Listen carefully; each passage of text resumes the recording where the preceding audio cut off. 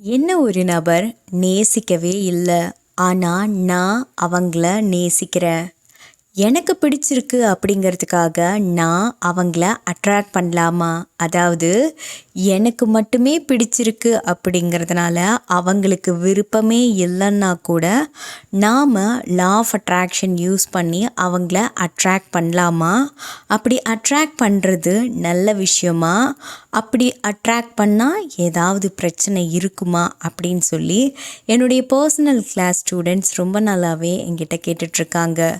So இந்த கேள்வி உங்கள் மனசுக்குள்ளேயும் ரொம்ப நாளாக இருக்குது அப்படின்னு சொன்னால் இந்த கேள்விக்கான பதிலை தான் நான் இன்னைக்கு இந்த வீடியோவின் மூலமாக உங்கள் கூட ஷேர் பண்ண போகிறேன். பாருங்கள், லா ஆஃப் அட்ராக்ஷன் யூஸ் பண்ணி ஒரு தப்பான நோக்கத்தோடு இருக்கக்கூடிய ஒரு நபர் சில நல்ல விஷயங்களெல்லாம் அட்ராக்ட் பண்ணிக்கிறது தப்பு தானே, அது கர்மா தானே. அதாவது அவங்க ஆல்ரெடி கெட்ட எண்ணங்களோடு இருக்காங்க, அவங்க சில நல்ல மனிதர்களையெல்லாம் ஈர்க்கணும்னு நினைக்கிறாங்களே, அப்படி ஈர்த்துக்கிட்டாங்க அப்படின்னா அந்த கெட்ட மனிதர் கையில் அந்த நல்ல மனிதர்கள்லாம் போயிட்டாங்கன்னா அப்போது அங்கே நிறைய பிரச்சனைகள் நடக்கும் இல்லையா? அப்போது அந்த நல்ல மனிதர்களுக்கு இந்த கெட்ட மனிதர் வந்து ஈர்த்திருக்காரு இல்லையா? அப்போது இது கர்மா தானே அப்படின்னு இன்னொரு கேள்வியும் அந்த இடத்துல எழும்புது. நல்லா புரிஞ்சுக்கோங்க, லா ஆஃப் அட்ராக்ஷனுடைய கான்செப்டு ஒத்தவையை தான் ஈர்க்கும். அதாவது என்ன வைப்ரேஷனில் நீங்கள் அட்ராக்ட் பண்ணணும் அப்படிங்கிற மனநிலையில் இருக்கீங்களோ அந்த வைப்ரேஷனுக்கு ரிலேட்டடான விஷயங்களை தான் நீங்கள் அட்ராக்ட் பண்ணுவீங்க. இப்போ ஒரு கான்செப்ட் பாருங்கள், நீங்கள் தப்பான எண்ணங்களோட ஒரு பர்சனை அட்ராக்ட் பண்ண நினைக்கிறீங்க. உங்களுக்கு பிடிச்சிருக்கு அப்படிங்கிற ரீசன்னால் அட்ராக்ட் பண்ண நினைக்கிறீங்க. அதாவது இந்த இடத்துல தப்பு அப்படிங்கிறது உங்களுக்கு பிடிச்சிருக்கு அப்படிங்கிறதுனால நீங்கள் அட்ராக்ட் பண்ணுறீங்க இல்லையா, அது தப்பு இல்லை. ஆனால் நீங்கள் என்ன நோக்கத்தோட என்ன வைப்ரேஷனோட நீங்கள் அட்ராக்ட் பண்ண முயற்சி செய்கிறீங்க அப்படிங்கிறது தான் ரொம்ப முக்கியம். ஓகேங்களா? எனக்கு பிடிச்சிருக்கு, அவங்களுக்கு ஒரு வேளை பிடிக்கல அப்படின்னா நான் அவங்கள அட்ராக்ட் பண்ணுறது தப்பா அப்படின்னு கேட்குறதெல்லாம் இங்கே கேள்வியே இல்லை. அதற்கு பதிலாக நீங்கள் என்ன வைப்ரேஷனோடு அவங்கள அட்ராக்ட் பண்ணுறீங்க, என்ன நோக்கத்தோடு நீங்கள் அட்ராக்ட் பண்ணுறீங்க அப்படிங்கிறது தான் முக்கியம். இப்போ நீங்கள் கெட்ட எண்ணங்களோட அந்த ஒரு நபரால் நமக்கு நிறைய நல்ல விஷயங்கள் நடக்கும் அப்படின்னு நீங்கள் அட்ராக்ட் பண்ணுறீங்க அப்படின்னா, நீங்கள் கெட்ட எண்ணங்களை மனசுக்குள்ளே வச்சுருக்கீங்க அப்படின்னா கெட்ட வைப்ரேஷன் உங்ககிட்ட இருக்கும் இல்லையா? அப்போது ஆப்போசிட்டில் இருக்கவங்க ஏற்கனவே நல்லவங்களாக இருந்தால் கூட அவங்க கெட்டவங்களாக மாறும்போது நீங்கள் அவங்கள அட்ராக்ட் பண்ணி எடுத்துருவீங்க. ஓகேங்களா? மனிதர்கள் மனமானது சேஞ்ச் ஆகிட்டே இருக்கும். இன்றைக்கி நல்ல விதமாக இருப்போம், நாளைக்கு காமெடியாக இருப்போம், நாளான்னைக்கு சீரியஸாக இருப்போம், அடுத்த நாள் ரொம்ப கொடூரமானதாக இருப்போம். அப்போது நம்ம எல்லாருமே கமர்ஷியலான மனிதர்கள் தான். நீங்கள் இப்போது தப்பான எண்ணத்தோடு அவங்கள அட்ராக்ட் பண்ண நினைக்கிறீங்க, அப்போ அவங்க அட்ராக்ட் பண்ண முடியாது. அவங்க நல்லவங்களாக இருக்காங்க, நீங்கள் கெட்டவங்களாக இருக்கீங்க, அப்போ உங்களால் அவங்கள அட்ராக்ட் பண்ண முடியாது. ரொம்ப காம்ப்ளிகேட்டடாக தான் இருக்கும். அப்போது நீங்கள் தீய எண்ணத்தை மனசுக்குள்ளேயே வச்சிட்ருக்கீங்க, நல்ல எண்ணம் உங்களுக்குள்ளே வரவே இல்லை. ஆனால் அவங்க ரொம்ப நல்லவங்களாகவே இருக்காங்கன்னா உங்களால் அட்ராக்ட் பண்ணவே முடியாது. கொஞ்ச காலத்துக்கு பிறகு அவங்க வாழ்க்கையிலையும் நிறைய ட்ராஜடி நடக்கும், நிறைய பிரச்சனைகளெல்லாம் அவங்களும் பேலன்ஸ் பண்ணுவாங்க. அப்போது அவங்களுக்குள்ளேயும் ஒரு சில கெட்ட தீய எண்ணங்கள் உருவாகும். அப்போது அவங்க உங்களால் ஈர்க்கப்படுறாங்க.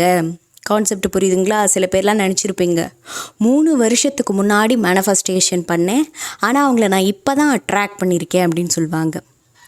ஸோ நீங்கள் தீய எண்ணங்களோட அவங்கள அட்ராக்ட் பண்ணிங்க அப்படின்னா நிச்சயமாக அட்ராக்ட் ஆகாதுன்னுலாம் சொல்ல முடியாது. லா ஆஃப் அட்ராக்ஷனுக்கு நல்ல விஷயம் கெட்ட விஷயம் அப்படின்லாம் எதுவுமே இல்லை. ஆனால் ஒன்று, இந்த இடத்துல தான் ட்விஸ்ட் இருக்குது. நீங்கள் தீய எண்ணங்களோட அட்ராக்ட் பண்ணுறீங்கள, அங்கேருந்து வரக்கூடிய விஷயம் இன்னும் ரொம்ப மோசமானதாக இருக்கும். அது உங்களை ஆட்சி செய்கிற மாதிரி வரும். கான்செப்ட் புரியுதுங்களா?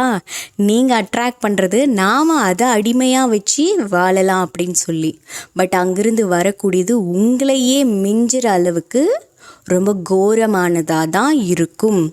கான்செப்ட் புரியுதுங்களா? என்னங்க இப்படி சொல்லிட்டீங்க, நான் வந்து கோரமாக தான் இருப்பேன், ஆனால் அவங்க வந்து பதுமை மாதிரி இருக்கணும், அமைதியாக இருக்கணும், இப்படியெல்லாம் நான் ஆசைப்பட்டால் அப்படி அட்ராக்ட் பண்ண முடியாதா அப்படின்னு கேட்டிங்கன்னா, நீங்கள் ஆசை எப்படி வேணால் படலாம், ஆனால் என்ன வைப்ரேஷன் உங்கள் மனசுக்குள்ளே இருக்குது, என்ன நோக்கம் உங்களுக்குள்ளே இருக்கோ அந்த வைப்ரேஷன், அந்த நோக்கத்திற்கு ரிலேட்டடான ஒரு பர்சனை தான் நீங்கள் அட்ராக்ட் பண்ணுவீங்க. நீங்கள் ஆசைப்படுற ஒரு பர்சனே கூட இப்போ ரொம்ப அவங்க ஜென்யூனாக இருக்காங்க அப்படின்னா ஒரு கட்டத்திற்கு மேலே அவங்களே மோசமானவங்களாக மாறுவாங்க. அப்போது உங்களுடைய வைப்ரேஷனும் அவங்களோட வைப்ரேஷனும் சேம் ஈக்குவலாக இருக்கும்போது நீங்கள் அதை அட்ராக்ட் பண்ணிடுவீங்க. இல்லைங்க, எனக்கு வந்து ஒரு நல்ல வாழ்க்கையை வாழணும்னு தோணுது அப்படின்னு சொல்லி நீங்கள் உங்களையே மாற்றி மாற்றி மாற்றி ரொம்ப சாதுவானவராக நீங்கள் உங்களை மாற்றிக்கும் பொழுது உங்களுக்கு தேவையான அந்த ஒரு பர்சனை நீங்கள் அட்ராக்ட் பண்ணுவீங்க. கான்செப்ட் புரியுதுங்களா? நீங்கள் எந்த மாதிரியான வைப்ரேஷனை கொடுக்குறீங்களோ அதுக்கு ரிலேட்டடாக இருக்கக்கூடிய மனிதர்களை நிச்சயமாக நீங்கள் அட்ராக்ட் பண்ணுவீங்க. அதாவது கான்செப்ட் என்ன அப்படின்னா, முன்னாடி நான் கெட்ட எண்ணங்களோடு இருந்தேன், முன்னாடி நான் படு பயங்கரமாக தீய எண்ணங்களை வளர்த்துக்கிட்டே இருந்தேன். ஆனால் நான் லவ் பண்ணுற பர்சன் வந்து ரொம்ப இன்னசென்ட்டாக என் கண்ணுக்கு தெரிஞ்சாங்க. ஊரே உலகமே அவங்கள வந்து ரொம்ப நல்லவங்கன்னு சொல்லிகிட்ருப்பாங்க. அப்போது என்னால் அட்ராக்ட் பண்ண முடியல. பட் இப்போ என்கிட்ட இருக்கக்கூடிய தீய எண்ணங்களை எல்லாத்தையும் கொஞ்சம் கொஞ்சமாக ரெடியூஸ் பண்ணிக்கிட்டே வந்தேன். ஸோ நான் என்னை கொஞ்சம் கொஞ்சமாக தவறுகளில் இருந்து திருத்தி ரொம்ப அற்புதமானவனாக என்னை மாற்றிக்கிட்டேன். இப்போ நான் அவங்கள அட்ராக்ட் பண்ண முடியுமா அப்படின்னு கேட்டிங்கன்னா நிச்சயமாக முடியாது. ஏன் அப்படின்னா, ஒரே நிலைப்பாட்டில் நீங்கள் எவ்வளவு காலம் இருக்கீங்க அப்படிங்கிறது ரொம்ப முக்கியம். நான் இன்றைக்கி உடனே மனசு மாறிட்டேன், 10 செகண்ட் தான் ஆச்சு, என் மனசை நல்லவனாக மாற்றிக்கிட்டேன், எனக்கு தீய எண்ணங்கள் எல்லாத்தையும் ஸ்கிப் பண்ணிட்டேன், இந்த நிமிஷம் நான் மாறிட்டேன், இப்போ நான் வந்து நல்ல விஷயங்களாம் அட்ராக்ட் பண்ண முடியுமா அப்படின்னு கேட்டால் நிச்சயமாக முடியாது. நல்லா புரிஞ்சுக்கோங்க, ஒரே நிலைப்பாட்டில் ரொம்ப காலம் நீங்கள் ஸ்ட்ராங்காக இருக்கணும். அப்படி இருக்க முடியுமான்னு கேட்டால் இருக்கணும். அப்படி இருந்தீங்கன்னா மட்டும்தான் உங்களால் அன்பான பாசமான விஷயங்களை ஈர்க்க முடியும். இதுதான் கான்செப்ட். ஓகேங்களா? ஒரே நிலையான மனநிலையில் நான் 6 மாதமாக இருக்கேன்ப்பா அப்படின்னு நீங்கள் சொன்னீங்கன்னா போதும், அடுத்த 6 மாதத்தில் உங்களுக்கு தேவையான விஷயங்கள் எல்லாமே உங்ககிட்ட தேடி வரும். ஸோ ஒரு செகண்டில் என் மனசை மாற்றிக்கிறேன், நான் இப்போ நல்லவனாக மாறிட்டேன், ஒரு 10 நாளாக நல்லவனாக தான் இருக்கேன் அப்படின்னா ஒரு 10 நாள் மட்டும்தான் உங்களுக்கு நல்ல விஷயங்களை அட்ராக்ட் பண்ண முடியும். ஓகேங்களா? ஆனால் அதற்கு மேற்கொண்டு பெரிய பெரிய விஷயங்கள், உங்கள் வாழ்க்கையில் சில இலக்குகள் அப்படின்னு வச்சுருப்பீங்க இல்லையா, அதையெல்லாம் ஈர்க்கிறதுக்கு ஒரே விதமான மனநிலையில் நீங்கள் இருக்கணும்.